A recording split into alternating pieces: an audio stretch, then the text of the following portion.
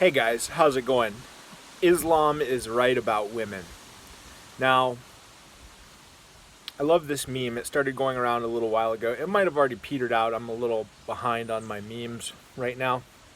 But I love this meme because it's true and it seems to trigger leftists. Now, what do I mean by it's true? Islam is absolutely right about women. Is it always right about women? No. But broadly speaking, it's right about women, and I've made a lot of videos about this in the past, so I'm not going to go too in depth, but basically, you got to keep them barefoot and pregnant in the kitchen if you want your society to persist from one generation to the next, because as a minimum condition, there has to be a next. And the more things you give women to do besides, attending to there being a next generation, the less of that they'll do.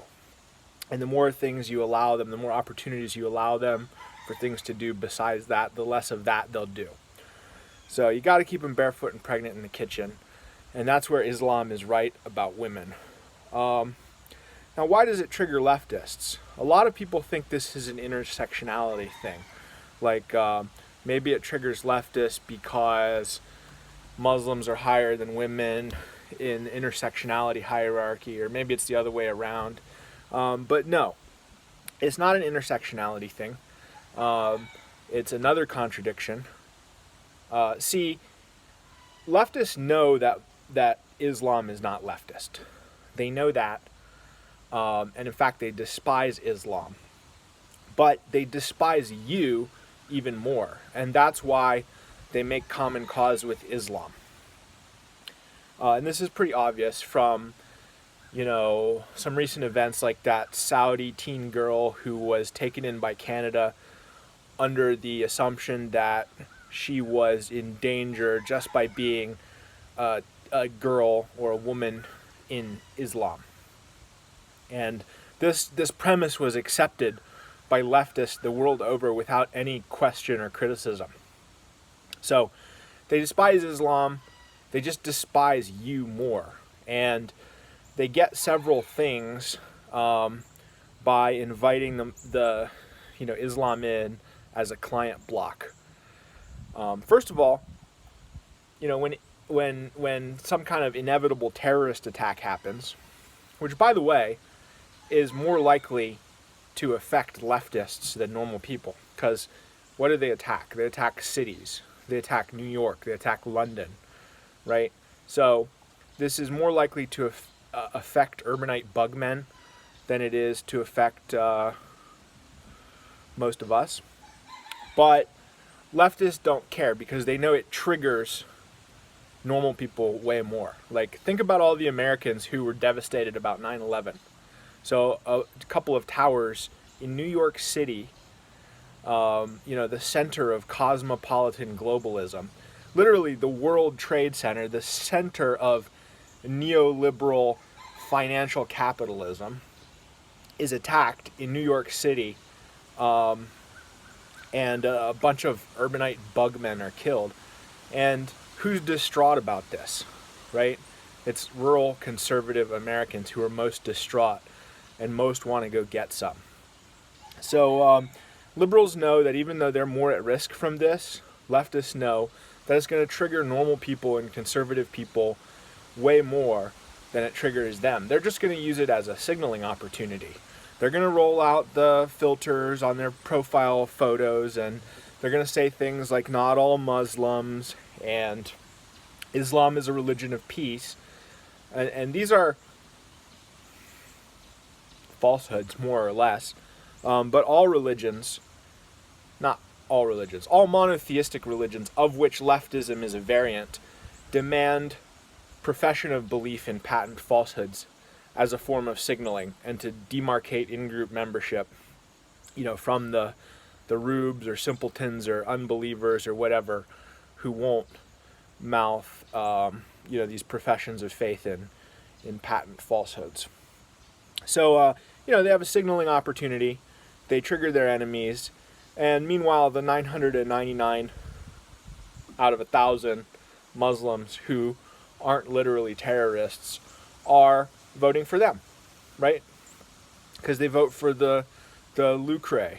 They vote for the booty. They vote for the loot, and there's a natural alignment of interest there towards plundering Western civilization. So incentives make strange bedfellows. They know about the contradiction. Leftists know about the contradiction between leftism and Islam. They know Islam is not leftism and vice versa. And it's not an intersectionality issue. What's going on here is you're forcing them to acknowledge that contradiction when they'd rather just sweep it under the rug. So that's what's going on here. That's why this meme works. Islam is right about leftism, because leftism is mandatory, right? It's a monotheistic religion. So if you are not a leftist and you are not professing your belief in leftism, you're a bad person. And one of the tenets of leftism is this tolerance for Islam. They want the Muslims to come in and make common cause with them because they're useful allies or useful pawns, depending on how you want to define it.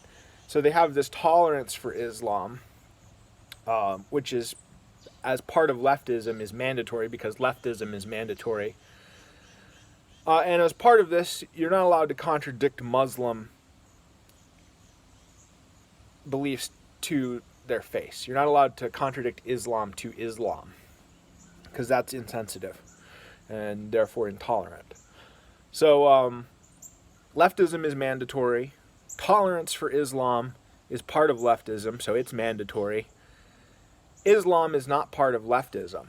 So only Muslims are allowed to espouse Islam. That's how this works. And, leftists fully expect that this contradiction, though unstated, though unacknowledged, will be resolved at some point in the future by the leftification of Islam. They expect that they'll be able to infiltrate and co-opt and corrupt and subvert Islam the same way they largely have Christianity, or they have with large swaths of Christianity. They expect that they're going to be able to do that with Islam, and that's why you see like these Islamic feminists with the headscarves and everything spouting the typical feminist talking points. That's not aimed at you, that's aimed at Islam. So they're expecting to be able to subvert Islam in this way.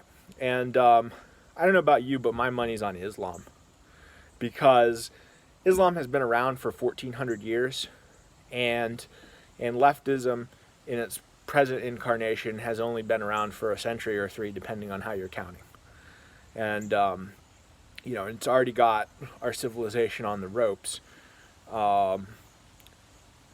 Islam seems to be a lot more durable than leftism. We've seen liberal Islam before. We had it in the 20th century, right? There's a notable clip of Nasser, the Egyptian president, Gamal Abdel Nasser, from the 1950s, I believe, making fun of, laughing at the Islamic Brotherhood, the Muslim Brotherhood, saying, the leader of the Muslim Brotherhood wants me to make the headscarf mandatory, but I know the leader of the Islamic Brotherhood, and I know that his daughter goes to medical school and she doesn't wear the headscarf, and because he can't put the headscarf on his daughter, I have to put it on 10 million women. And so he's laughing at the guy, and the audience is laughing at the guy. But you know what? I don't think many people in Egypt are laughing at the Muslim Brotherhood right now. And that's because when that video was made, Egypt had 20 million people, and now it has over 80 million people. And the increase has not come from the Nassers. It has come from the Muslim Brotherhood, because that's what happens when you're right about women and you keep them barefoot and pregnant in the kitchen. And you see the same thing within the West, where formerly very, very fringe groups like Amish and Mennonites and Hutterites, which started out with only a few hundred adherents or a few thousand adherents, now have tens or hundreds of thousands of adherents. So they're still pretty fringe, but they're getting less fringe pretty quickly. They're doubling every 20 years or so, and in a few more generations, they're actually going to be demographically significant. And, of course, they're pacifists, so they're either going to have to change that or, that's going to trip them up eventually when they come into competition with non-pacifists. But you also see it with the rise of evangelical Christianity and the rise of Mormonism within the West. So this tendency of traditional religions to kind of bounce back from a core of true believers, not just within Islam. We've seen it happen within Islam, but it's also happening within the West. And, Islam might be one of the most durable examples, because people say, Islam just needs a reformation. This is like a kind of liberal talking point. Well, they've had reformations. They've had several reformations. And a lot of them have not been to our liking. Wahhabism was a new thing.